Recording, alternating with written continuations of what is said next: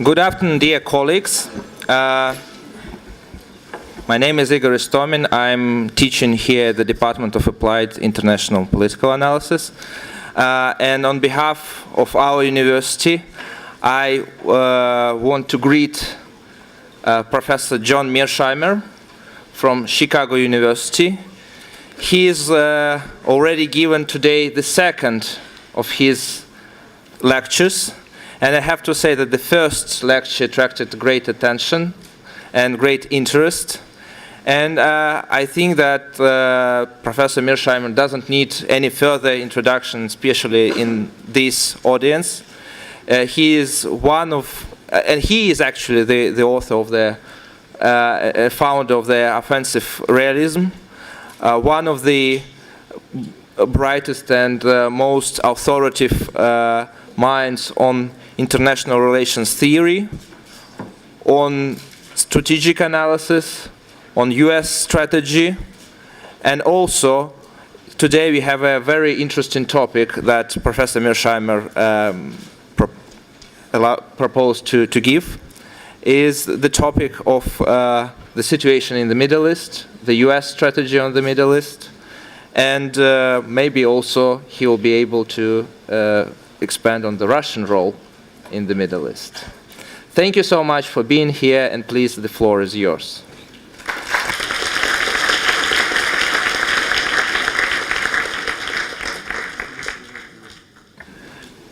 Thank you very much for the kind introduction, Igor.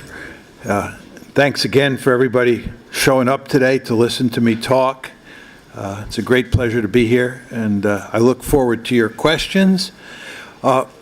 What I'm going to speak about today is the current situation in the Middle East. And start off by giving you what I think is the big picture. The first point I would make is that deadly conflict and political instability are rampant in the region today. The amount of death and destruction in the Middle East over the past few years is quite remarkable. The situation in the Middle East is fundamentally different than it is in any other place on the planet at this point in time. Second point is that the deep causes of this situation are twofold. To put it in slightly different terms, the deep causes are, number one, local conditions that are particular to each country in that region. And secondly, U.S. foreign policy in the region since the Cold War ended in 1989, and especially since 2001, the year of 9/11. So I think the Americans have played a key role in causing problems in the region, but they're not the only source of the trouble. And my third point is that events in Syria notwithstanding, Russian influence in the Middle East is not very significant. The Russians are a minor player in the Middle East. It's basically the Americans that have been driving the train. Now, what I want to talk about today is I want to talk about U.S. foreign policy in the Middle East since 9/11 or since 2001. And it's not surprising that I'm going to focus on the United States because, as I told you, the United States is the principal player in the region. If you want to know why there's so much death and destruction, so much murder and mayhem in the region, it's very important to understand what the Americans have been up to, because they are the key outside force in the region. But again, I want to emphasize it's not just the Americans, it's local conditions that matter. Countries in that region have agency. Now, my basic argument is that U.S. Middle East policy since 2011 has been marked by one failure after another and has played a key role in causing the trouble. Sometimes when I give this talk in the United States, I label the talk U.S. Middle East policy, one disaster after another. So the point I want to make to you, and this will become clear as we go along here, is that U.S. foreign policy has failed at almost every turn. Now, what we have to start is by talking about how the United States thinks about the Middle East. It's very important for you to understand the big picture. And the way you want to start thinking about U.S. Middle East policy is by asking a very simple question. What areas of the world are strategically important to the United States? Now, the most important area to the world, to the United States, is the Western Hemisphere, because that's our backyard. And for any great power, your backyard is what matters more than anything else. So we care greatly about the Western Hemisphere. The United States goes to great lengths to make sure that there's no other great power in the Western Hemisphere, number one. And number two, that no distant great powers, no great powers in Europe or no great powers in Asia, wander into the Western Hemisphere. That's our backyard. That's the most important area of the world for us. But the fact is, the United States is remarkably secure in the Western Hemisphere. And it doesn't have to worry much about the Western Hemisphere. So then the question becomes, what areas of the world are so important to the United States that we're willing to fight and die there in a really serious way? And the answer is that there are three areas outside of the United States that matter greatly for our security. And those three areas are Europe, Northeast Asia, and the Persian Gulf. Those are the three key areas of the world for us. And Europe and Northeast Asia are of great importance to us because that's where the other great powers are. Europe is where Imperial Germany was, it's where Napoleonic France was, it's where the Soviet Union was, it's where Nazi Germany was. Europe really matters to the United States because other great powers are there. The other region that is a home for great powers is obviously Asia, Northeast Asia. And there you have the Russians or Soviets again, because the Soviet Union, now Russia, is a country that spans both Europe and Asia, but also you have Japan, and now you have China. So Northeast Asia matters greatly. We pay serious attention to what's going on there. And if you think about World War II, the United States fought in two theaters in World War II, the European theater and the Asian theater. We fought against Imperial Japan in Asia, and we fought against Nazi Germany in Europe, two great powers that we viewed as a threat. We were deeply concerned that one of those countries might end up dominating either Europe or Asia. So those two areas matter for that reason. Third area of the world that we care greatly about is the Persian Gulf. Notice I'm not saying the Middle East, I'm saying the Persian Gulf. We care about the Persian Gulf because there is oil there. There's no great power in the Persian Gulf, there's no great power in the Middle East, but there's oil there. And oil is the one critical resource that we are willing to fight and die over. We do not want a situation where any great power controls all of that oil, or any local power, be it Iran or Iraq, controls all that oil. Very important that that not happen. So those are three areas we have historically cared greatly about.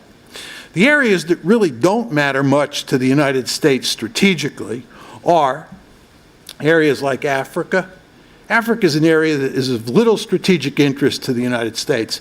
People will sometimes say to me these days, you know, the Chinese are deeply involved in Africa. Isn't the United States worried about that? No, we're not. Why? Because Africa is of little strategic importance. Southeast Asia, really good example. During the Vietnam War, many realists argued that Southeast Asia was of little strategic importance, and therefore it made no sense to fight in Vietnam. No sense to fight in Vietnam. Virtually every realist in the United States opposed the Vietnam War because it was of no strategic importance. Vietnam was of no strategic importance to us. And they would say when the war ended and we lost the war, it didn't matter. 14 years later, we won the Cold War. Who cares whether we lost in Vietnam? Didn't matter. There are no great powers in Southeast Asia. That was our argument. No great powers in Southeast Asia, and no strategic resources that mandated us to be there.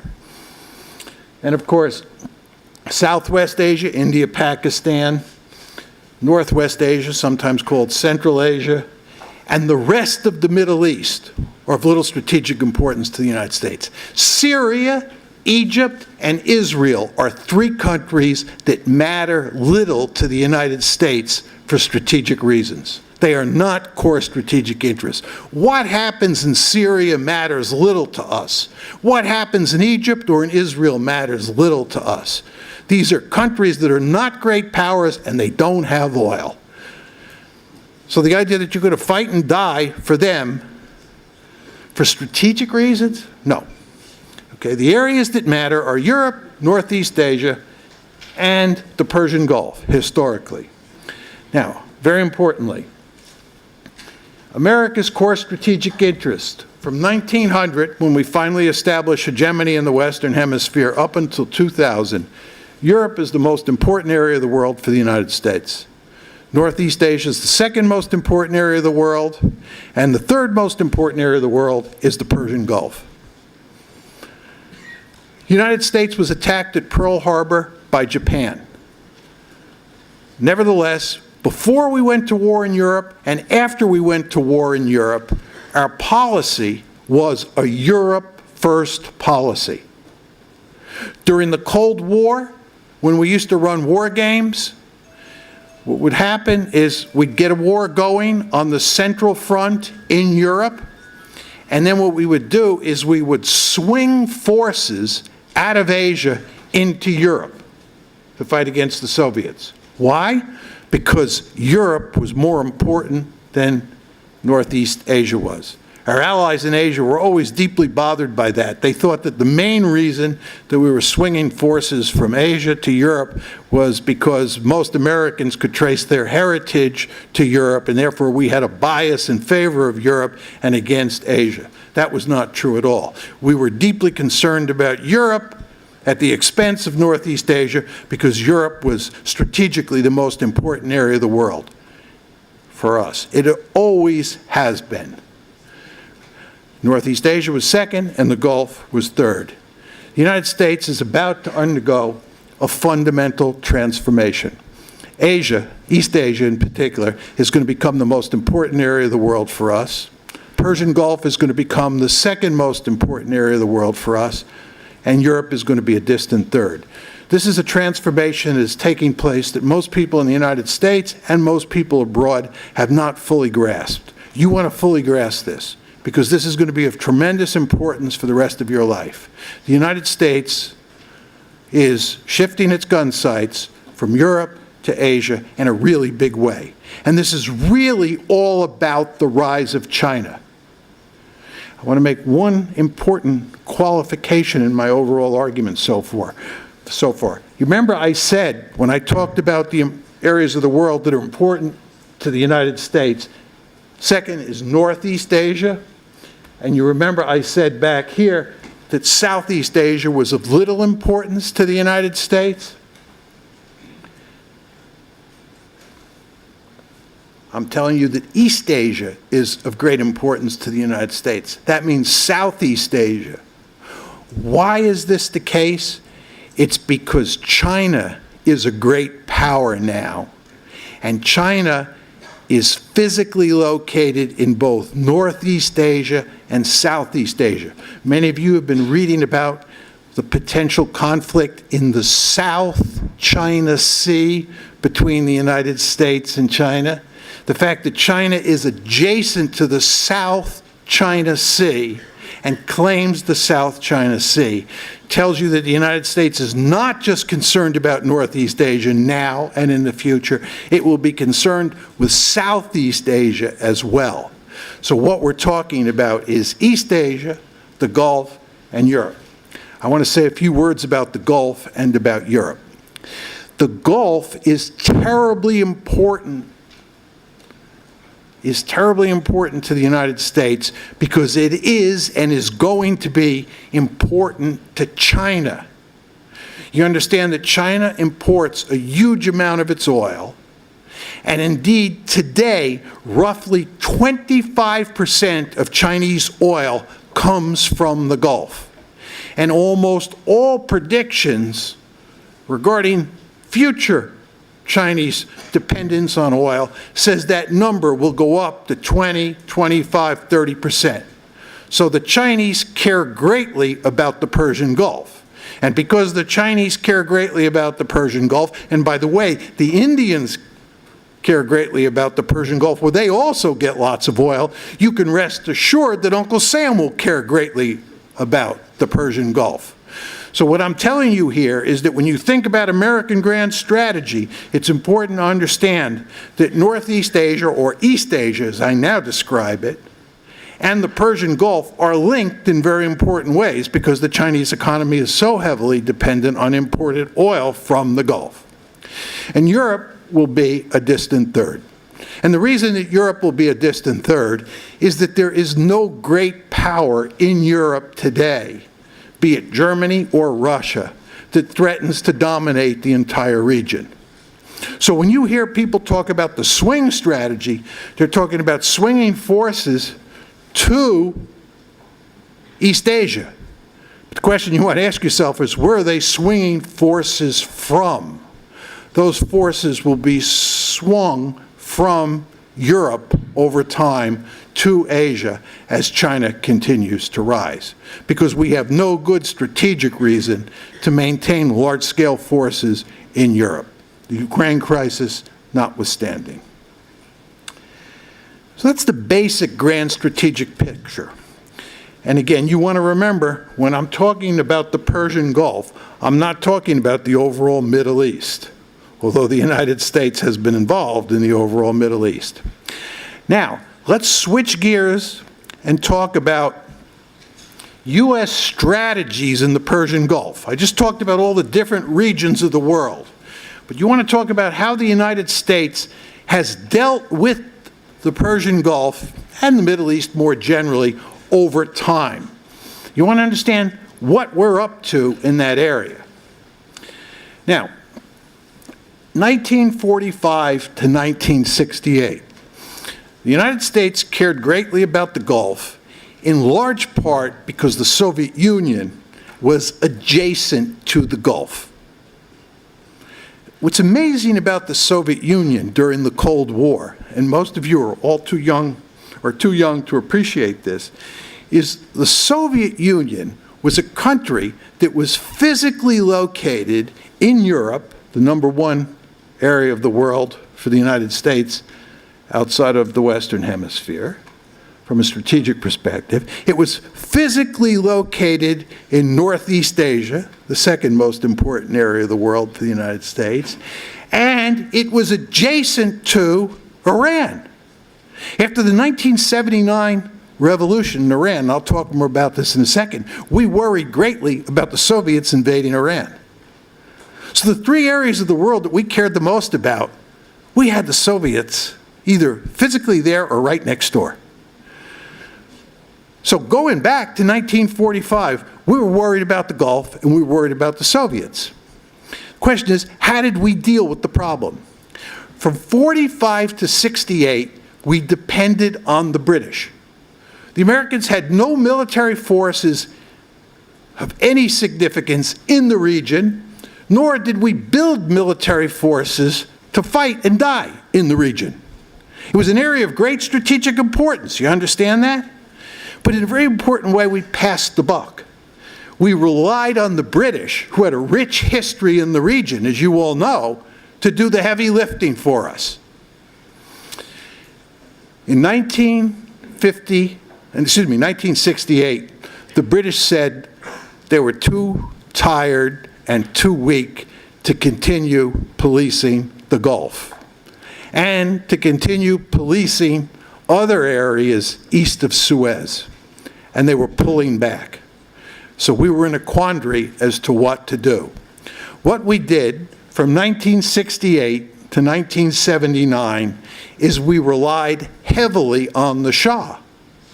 We relied heavily on Iran and to a lesser extent on Saudi Arabia to keep peace and order in the Persian Gulf. Remember, we put the Shah back in power in 1953. 1953, put the Shah back in power. And we put back in power for a good reason. We wanted a friendly leader in Iran so that if a rainy day came along, we could rely on the Shah. And that's what happened in 1968, after the British reduced their influence. From 1968 to 1979, we relied on Iran. In 1979, there was the revolution in Iran. Ayatollah Khomeini came to power. U.S.-Iranian relations went down the toilet bowl, and the United States, for the first time, had to develop its own military forces to fight in the Gulf. And we developed the famous Rapid Deployment Force, the RDF. It was an offshore capability. It was an over-the-horizon capability. It was a military force that was stationed outside of the region and designed to be able to move quickly into the region if need be. We were an offshore balancer from 1979 to 1991. Even though we had this powerful military force that could be used in the region, we went to great lengths not to keep it in the region. Then, in 1991, on August 2nd, 1991, you all know what happened. Saddam Hussein's Iraq invaded Kuwait. George H.W. Bush was the president. He said that was unacceptable, and we decided to go to war against Saddam Hussein to throw him, or to throw his military, out of Kuwait. We did that, of course, in January, February 1991. Saddam, again, invaded Kuwait August 2nd, 1990, and then we fought the war, First Gulf War, January, February 1991. The first elements that went into Saudi Arabia to fight that war were the RDF forces. And then we brought other forces from Germany in as well, and we won a great victory. We threw Saddam's forces out of Kuwait, and Kuwait regained its independence, and Iraq indeed suffered a humiliating defeat. Then, under the Clinton administration, we made a fatal mistake. Instead of winning the war and then moving back offshore, we decided to stay in the region physically. We decided to stay there. And we decided that instead of letting Iran and Iraq check each other, we would take it upon ourselves to check both countries. It was called dual containment. Let me explain to you what happened there. You all remember the Iraq-Iran War, which lasted from 1980 to 1988. Iran versus Iraq. The United States actually assisted Iraq in that war.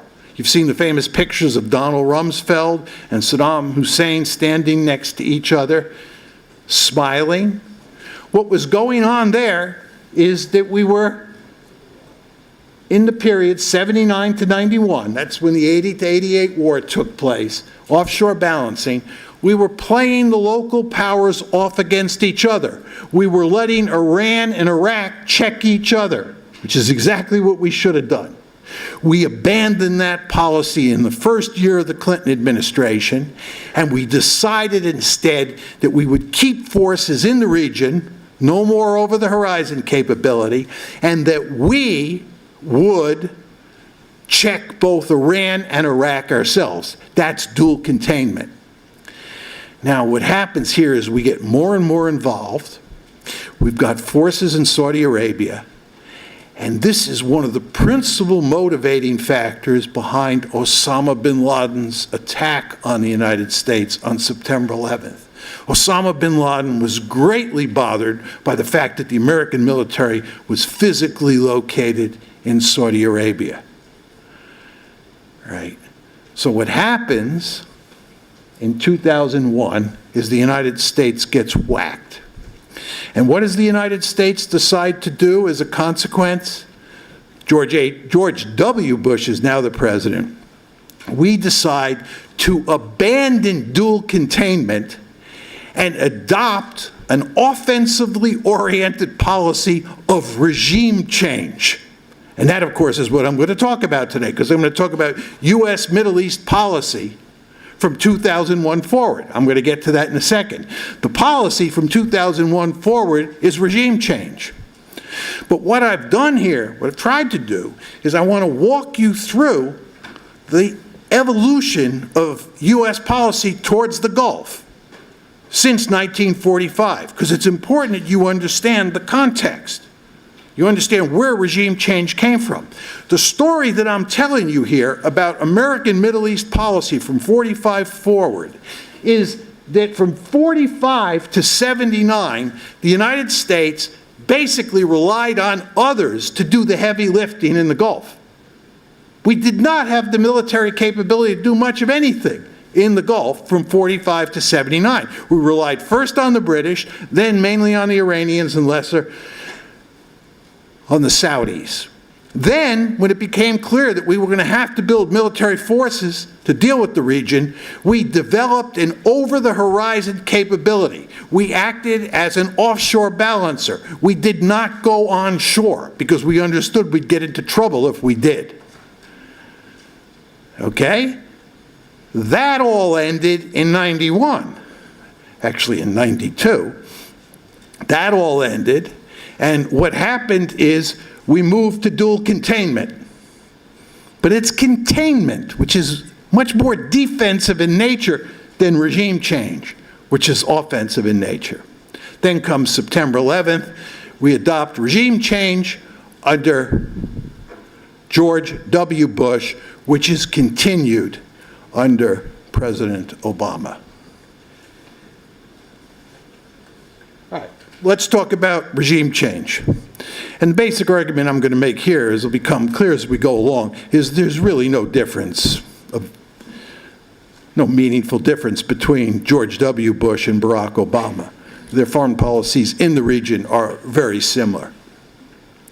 What we want to do is we want to talk about the targets for regime change, and then we want to talk about the record, America's record, how well we've done the job. All right, 5 big targets: Afghanistan, Iraq, Syria, Libya, Egypt. All 5 of these abject failures. Let me lay out the story. Afghanistan, September 11th, 2001, the United States is attacked by Al-Qaeda. Al-Qaeda is physically located at the time in Afghanistan. So the United States, in mid-October 2001, goes to war against Afghanistan. In particular, we go to war against the Taliban. We topple the Taliban relatively quickly. By late November, early December 2011, the Taliban is toppled, and we have put in place a new government under Karzai. And, things ultimately don't work out very well. The United States today is still at war in Afghanistan. Afghanistan is the longest war in American history. Just think about that. Afghanistan is the longest war in American history. Barack Obama said that when he left the presidency, all of the troops would be out of Afghanistan. All the troops will not be out of Afghanistan. My guess is that they'll leave about 10,000 American troops in Afghanistan when he leaves office this coming January. The United States has spent roughly $113 billion in Afghanistan. which is more money when you control for inflation than the United States spent on the Marshall Plan in Western Europe in the early stages of the Cold War. Think about that. We have spent more money on Afghanistan than we spent in the Marshall Plan in the late 1940s. And what do we have to show for it? I told you, first of all, the war is ongoing. Second of all, the Taliban has come back from the dead. We did not decisively defeat the Taliban. It was a temporary defeat. The Taliban has come back from the dead. You understand the Taliban, according to the chairman of the Joint Chiefs of Staff, now controls roughly 1/3 of Afghanistan. Do you believe that? Taliban controls roughly 1/3 of Afghanistan. And the reason we're keeping troops there is that if we take those American troops out, the Taliban will end up controlling even more of Afghanistan. And by the way, they're going to end up controlling more of Afghanistan anyway. And furthermore, you know who else is in Afghanistan these days? ISIS. ISIS is becoming a meaningful force in Afghanistan. This is disastrous for the United States. We have basically lost the war. We're just unwilling to admit it. And we're trying to kick the can down the road. That's effectively what Obama's doing. He doesn't want to be the one that they can point to and say, he lost the war in Afghanistan. So he's going to keep a small number of troops there so that Hillary Clinton will be blamed for losing Afghanistan. But we're going to lose. After having spent an enormous sum of money and fought this war for a longer period than any other war in American history. Then there's Iraq. We did a great job in Iraq, right? The country's basically broken up into 3 parts now. That was certainly not our intention. And oh, by the way, what did we get as a result of the war in Iraq? ISIS. You understand, there was no terrorism when Saddam Hussein was in trouble. Terrorists knew what would happen to them if they were operating in Iraq. Right?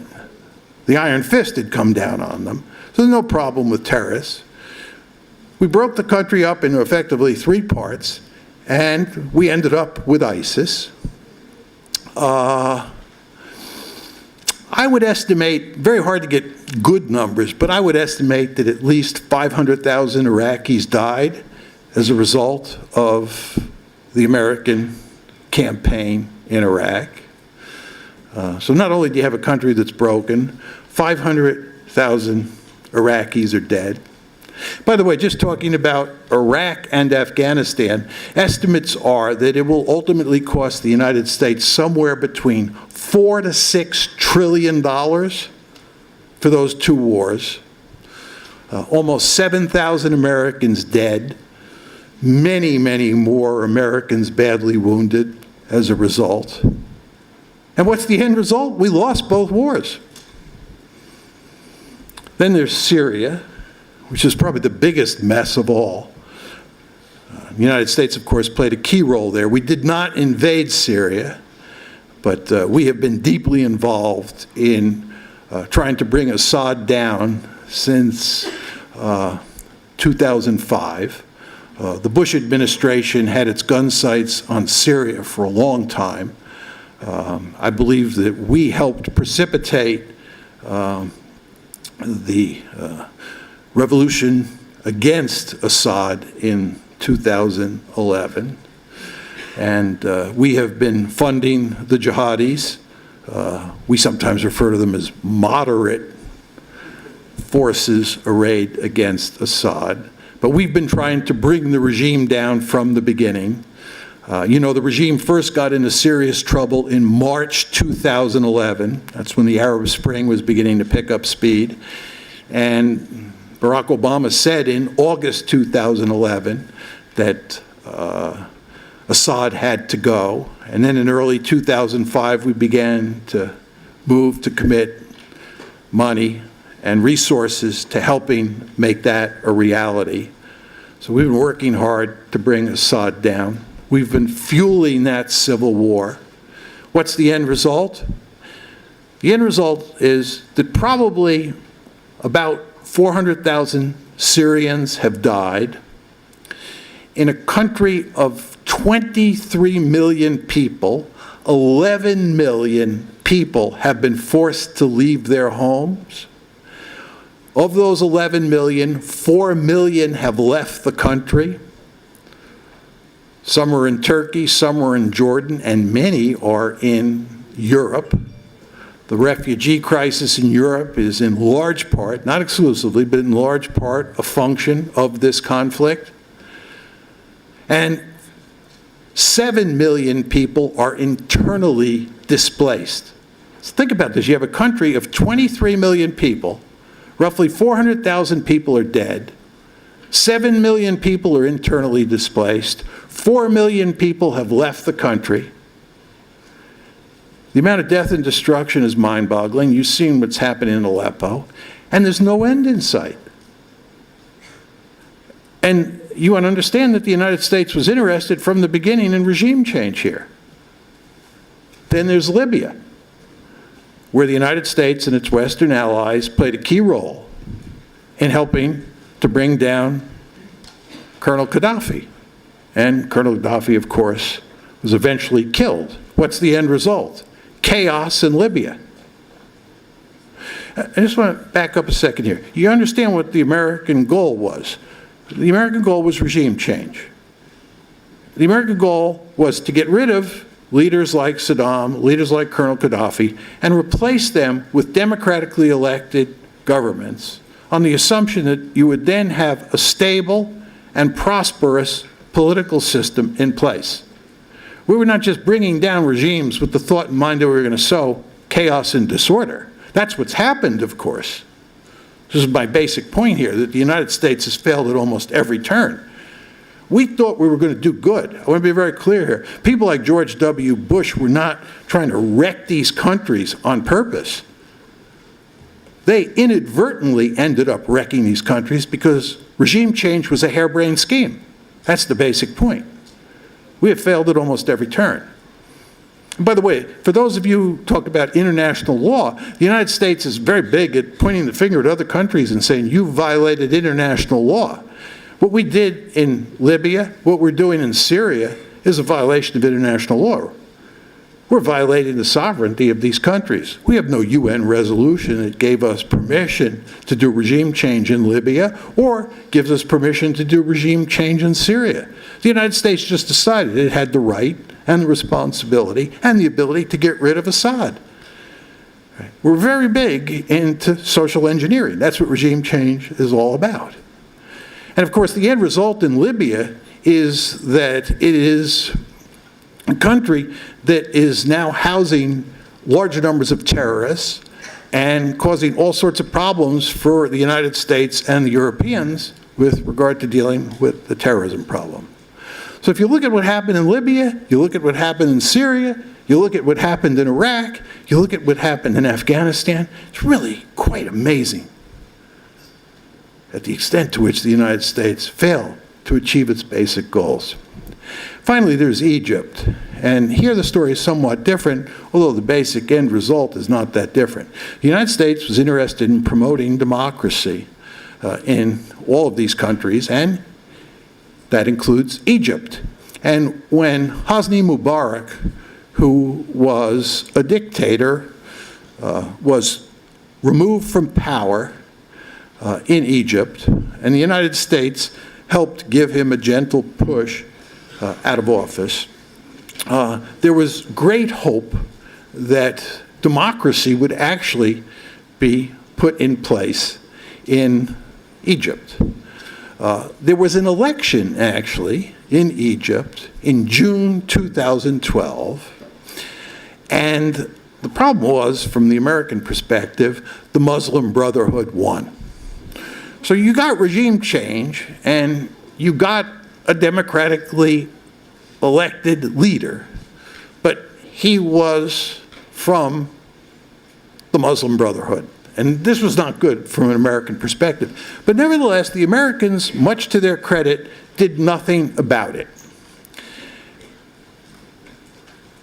The leader remained in place, Morsi, for about 1 year.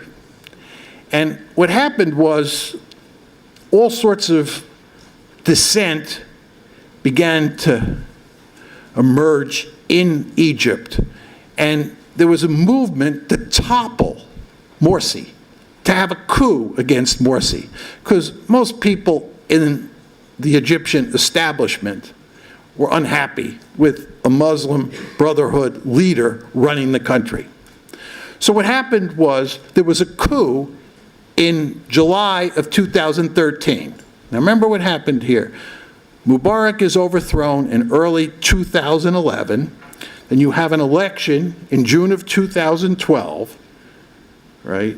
And Morsi, the leader, Mohammed Morsi, the Muslim Brotherhood leader, takes office. And then a year later, in July 2013, you have a coup. The United States went along with the coup. The United States was not the principal cause of the coup. And I've tried to go to great lengths here to say that the United States is not the only force at play in the region. And that's certainly the case with Egypt. But you had a coup in July 2013, and Morsi was removed from power. And who took his place? A general, a thug, a dictator. So no democracy in Egypt.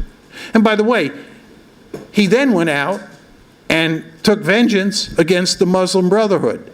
And roughly 1,400 members of the Muslim Brotherhood were murdered in the wake of the coup.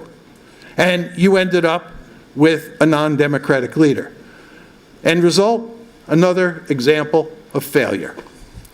So basically, you had 5 big operations that were all designed to produce regime change, which would lead to a democratic and prosperous political order in each of those 5 countries. And what's the end result? 0 for 5. Let me come at this from a slightly different perspective. What's the end result? First of all, you've made the terrorism problem worse. There was no ISIS before we went into Iraq. You now have ISIS. As I said to you before, look at what's happened in Afghanistan. Not only is the Taliban back and controlling 30% of the country, you've got ISIS in Afghanistan. Look at Libya. It's terrorism central. You go to Europe and you talk to Europeans about controlling the terrorism problem. They're mortified by what's happened in Libya. Of course, they helped create the situation as much as the Americans did in that case. Inflicted massive suffering on innocent civilians. Most Americans, most Europeans, most Russians don't think much about this because we're physically removed from the situation. But if you think about what's happened here, just remember those numbers that I gave you for Syria. 23 million people, 11 million people displaced from their homes. 11 million, 7 million internally displaced, 4 million abroad. 400,000 dead. Probably a bit more, if not a lot more, in Syria. Huge numbers of people dead, their lives destroyed. Estimates are that 4 out of every 5 people in Syria live in poverty. Oh, just horrible. Third, all of this helped exacerbate the Shia-Sunni divide. All of you follow the situation in Syria, you can see that divide very clearly.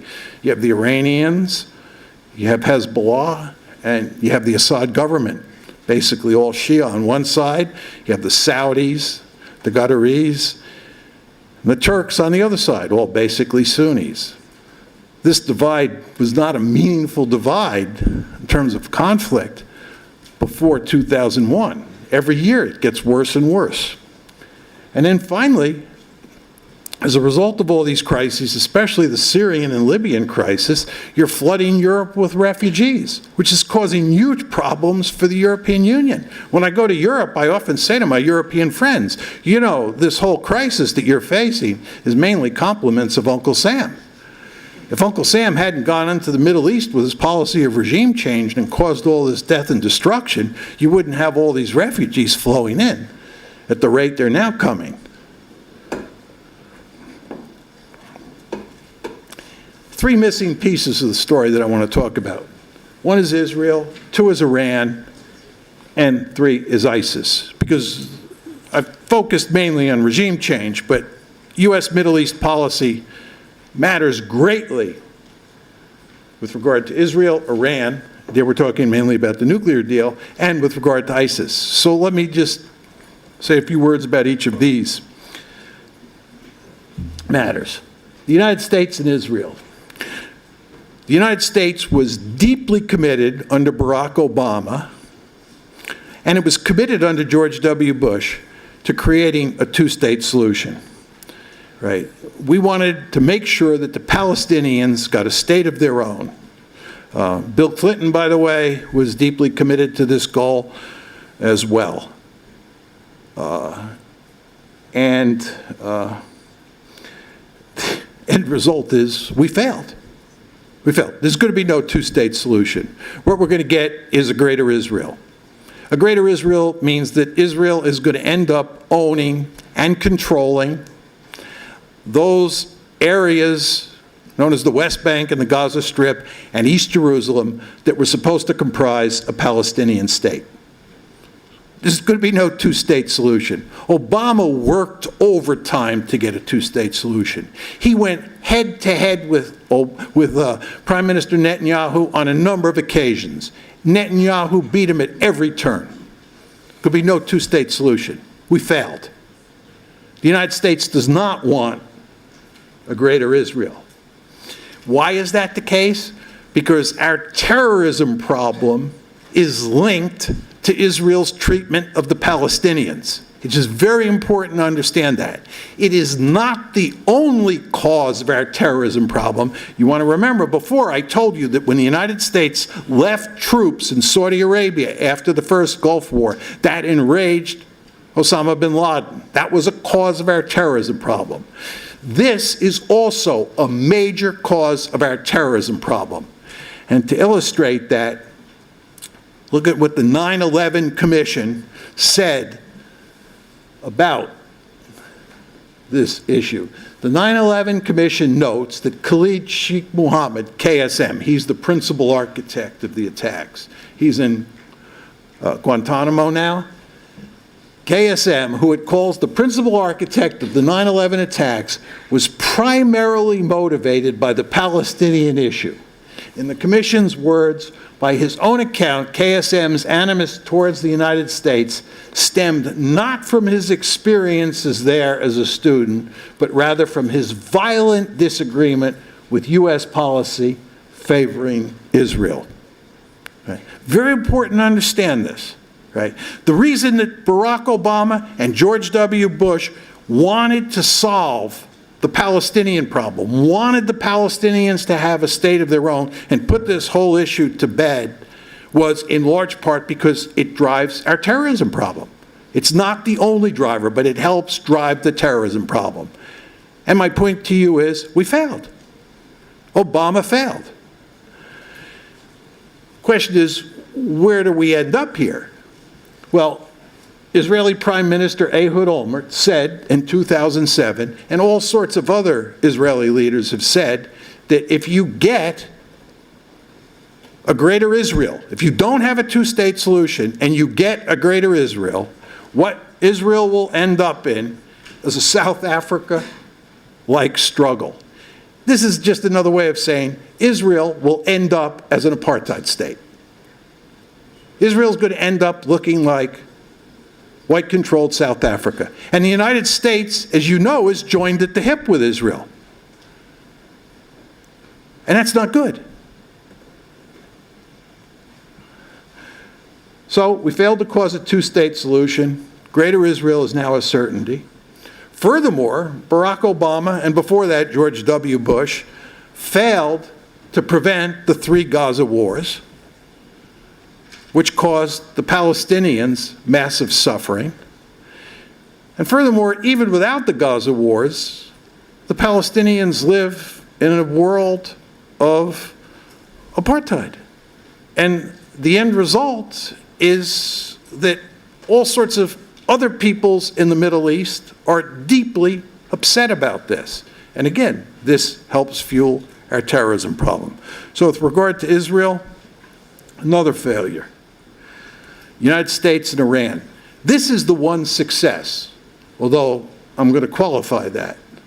Talk a little bit about Iran. First point, Iran is not a threat to dominate the Persian Gulf at this point in time.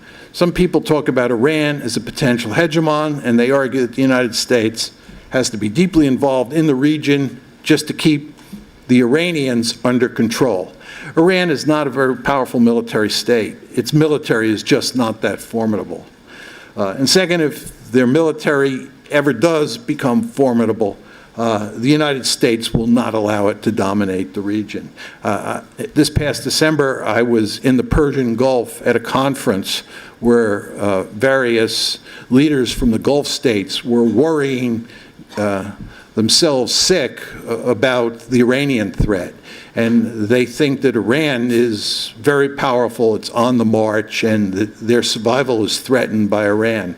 I told them I didn't think that was the case at all. I didn't think Iran was that powerful. And I said, furthermore, even if Iran were powerful, the United States is simply not going to let Iran dominate the Gulf. So that's not the issue here. What the United States really cares about with regard to Iran is its nuclear program. Because as you know, the United States is deeply opposed to nuclear proliferation, as are the Russians. And in fact, Russia worked with the United States and the Chinese and the Germans and the French and the British to rein in the Iran nuclear program. My argument is that the Iran nuclear deal is a good thing. It's a good deal. There's no question about that. And I think this is the one instance where the Obama administration scored a success. It's the one instance where we were successful. But the key issue you want to ask yourself is what happens after 15 years? Now, my basic view on this issue is that for Iran not to want nuclear weapons after the deal runs out in about 15 years, it has to feel secure. You have to understand that the reason that countries want nuclear weapons is that they are the ultimate deterrent. If you have nuclear weapons, it's highly unlikely anyone will attack you. I've said on numerous occasions in public forums that if I were an Iranian national security advisor, I would advise the leadership to get nuclear weapons. Iran should have nuclear weapons. Russia has nuclear weapons. You don't see Russia moving to get rid of its nuclear weapons, do you? They like their nuclear weapons here, right? You come back to the United States, we have nuclear weapons. You don't see us getting rid of our nuclear weapons, do you? Israel. Right, Israel doesn't want Iran to have nuclear weapons, but Israel doesn't want to get rid of its nuclear weapons. Why doesn't Israel want to get rid of its nuclear weapons? Because the Israelis understand they are the ultimate deterrent. Do you think if Iran had nuclear weapons, the United States and Israel would be threatening to attack Iran? You think so? I don't think so. When somebody has nuclear weapons, you are really very careful about how you deal with them, because they may use those nuclear weapons in retaliation. Right? So here I am, I'm an Iranian national security advisor. The United States is threatening to attack me. Israel's threatening to attack me. Very simple solution. Just load the shotgun up with nuclear weapons and say, you screw around with me, you run the risk of being vaporized. That really focuses the mind. You can rest assured that the Americans and the Israelis will start to think very differently about dealing with Iran. Ehud Barak, former Israeli prime minister, said, the reason to think that Iran is pursuing nuclear weapons is because it makes so much sense. Just think about what he's saying. He understands that from Iran's point of view, just as from Israel's point of view, just as from Russia's point of view, just as from America's point of view, it makes a lot of sense to have the ultimate deterrent, right? So the question then becomes, how, after this deal runs out, do we convince the Iranians not to go down the nuclear road, which, by the way, isn't Russia's interest and in America's interest? How do we do that? And the answer is, we have to have good, we meaning mainly the Americans, we have to have good relations with Iran. They have to think that we don't have the gun sights on them. We not only need the nuclear deal now, we need a rapprochement, a significant improvement in relations with Iran over time. We need that so that once the deal runs out, we don't have an Iran that's racing to get nuclear weapons. Now the question is, how likely is that to happen? Well, this is Donald Trump on the Iran deal. You've probably read what he had to say. He's not going to win next week or 2 weeks from now. He's not going to win.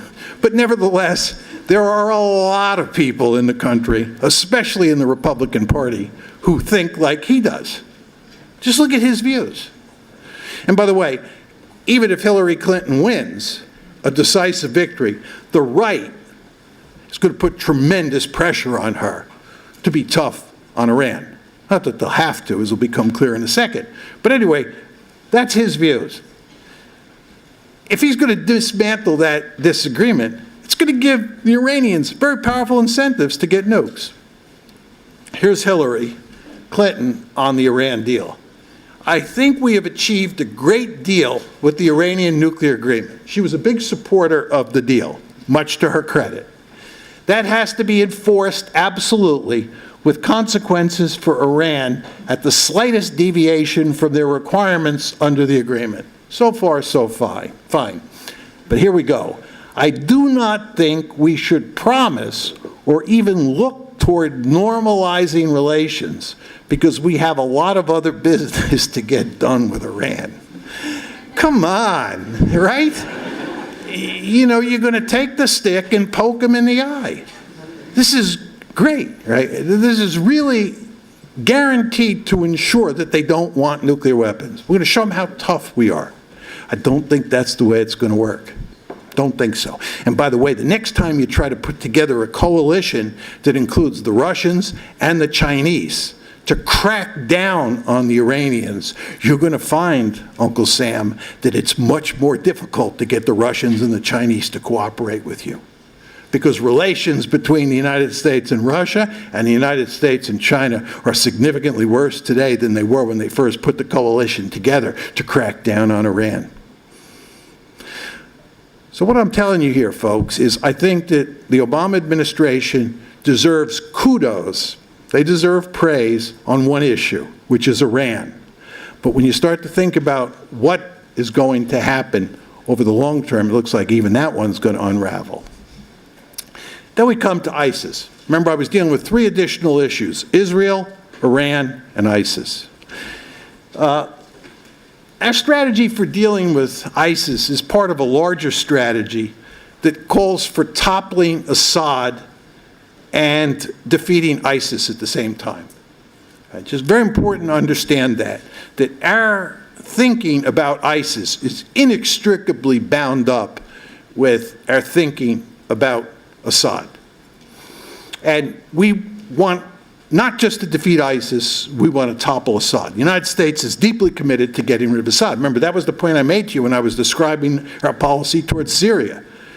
I told you the George W. Bush administration, starting in the mid-2000s, the early 2000s, was bent on getting rid of Assad. Second point you want to keep in mind is we call for defeating ISIS with Western air power and local boots on the ground. Although we now have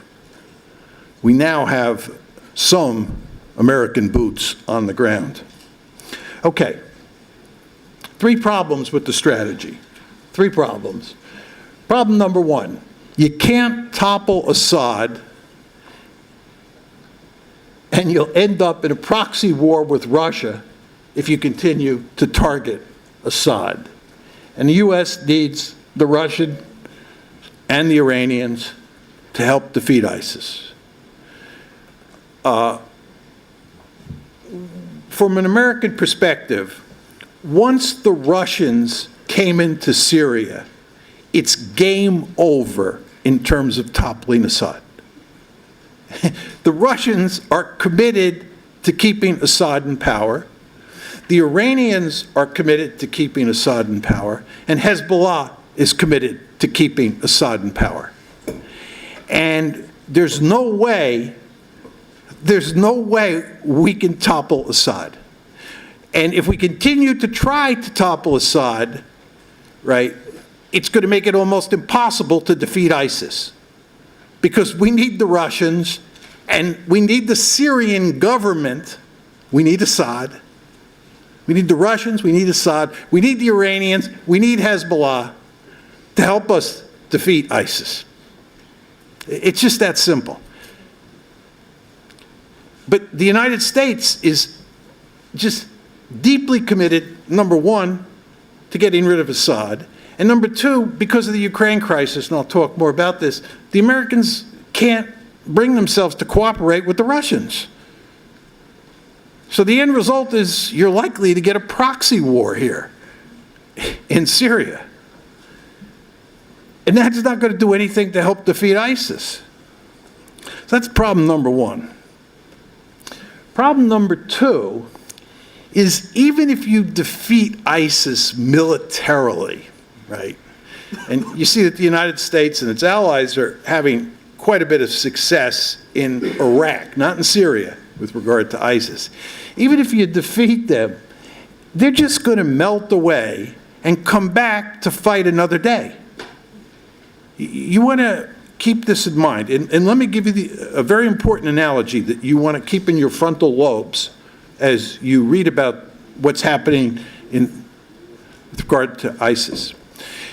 We went into Afghanistan in October 2001, as I told you before. And we had defeated the Taliban by late November, early December 2001. You remember that story? What you have to remember is that we did not decisively defeat the Taliban. That what happened was they melted away into Afghanistan, into the countryside. They returned to their homes. And then they came back to fight another day. Remember what I told you, the chairman of the Joint Chiefs of Staff in the United States just told us that 30% of Afghanistan is now controlled by the Taliban. They came back from the dead. So the point that I'm making to you here, we are not going to decisively defeat ISIS. This is not going to be like what happened to Nazi Germany in 1945. It'll be a limited defeat. They'll melt away and come back to fight another day. And the more general point is the ideology, the dissatisfaction, cannot be defeated with military power. There has to be some sort of political solution. Just let's focus on Iraq for a second. You understand that the reason that ISIS is so powerful in Iraq is because the Shia who run Iraq treat the Sunnis so badly.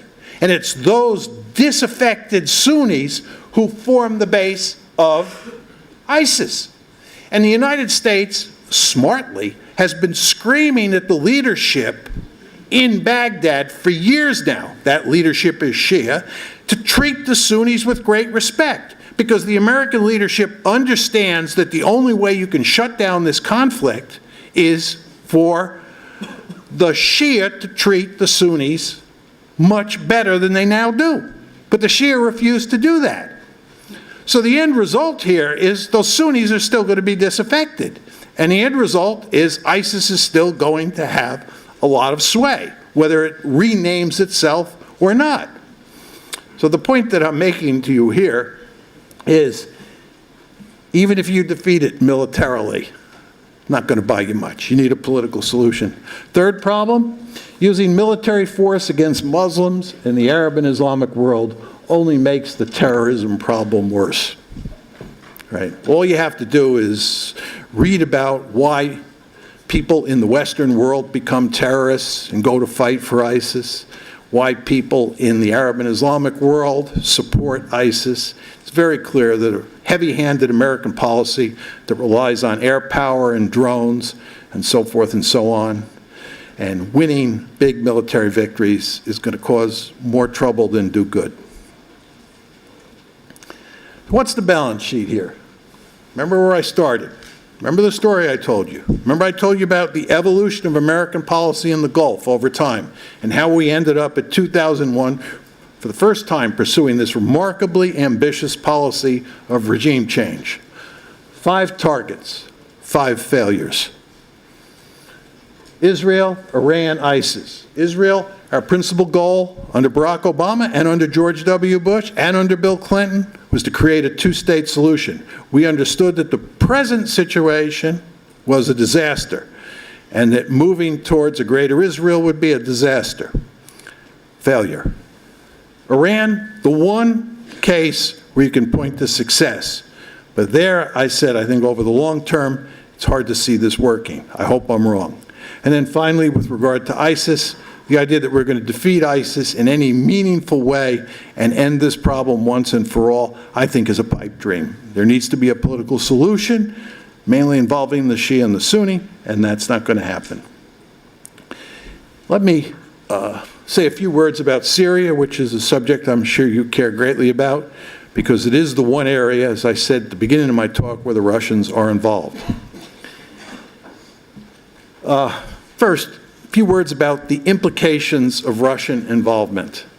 As I said before, and I want to repeat myself here, once the Russians come into Syria in the fall of 2015, it's game over for the United States with regard to getting rid of Assad. The Americans find this very hard to accept, but it's true. It's just, the Russians are just not going to let us topple Assad, and they've got the Iranians and Hezbollah on their side. So we should think differently about this one. What's the best strategy for ending the war? I think it's obvious what the best strategy is. Is it a good strategy? No, not really, but it's the best strategy. And I think we should pursue it for humanitarian purposes in large part. Remember what I said to you before, from an American perspective, Syria is of little strategic interest to us. It matters, I believe, that we stop this war for humanitarian reasons. And the best strategy here is to prop up the Assad government. The best strategy is for the Americans to work with the Russians to prop up and strengthen the Assad government, and then work with the Assad government and the Russians and the Iranians and Hezbollah to roll up ISIS in Syria and to roll up the jihadis and create a situation where the government in Damascus controls as much of the country as possible and puts out the fires that are consuming that country. This is not going to be a palatable solution for the United States for all sorts of reasons, but there's no alternative. We're not going to remove Assad from power, and we just have to accept the fact that the only way to shut this one down is to work with the other side. Is that going to happen? This brings me to my final point. I think it's not going to happen, and I think it's not going to happen because the Americans are incapable of working with the Russians in any meaningful way, and that's in large part because relations between the United States and Russia have deteriorated to the point where it is almost impossible for us to countenance cooperating with the Russians, especially for the purposes of strengthening the Assad regime. Just think about the situation that we face here, right? We're talking about working with the Russians, who we loathe because of the Ukraine crisis. This is all fallout from the Ukraine crisis, right? The United States cannot bring itself to work with the Russians, right? And the idea of working with the Russians to prop up the Assad government, which we've been deeply committed to getting rid of since the days of George W. Bush, makes it even tougher. So the end result is I don't think that the war in Syria is going to be shut down at any point in time. What does the future hold for the Middle East? I say with great sadness, and I mean this, more trouble. And I think that, as I said at the very beginning of my talk, a lot of this has to do with local conditions, for sure, but much of it also has to do with U.S. policy in the region. The United States has been a major force in the Middle East since September 11th, and in the process, it has done very little good and much harm. And sadly, there's no reason to think that anything is likely to change soon. Thank you.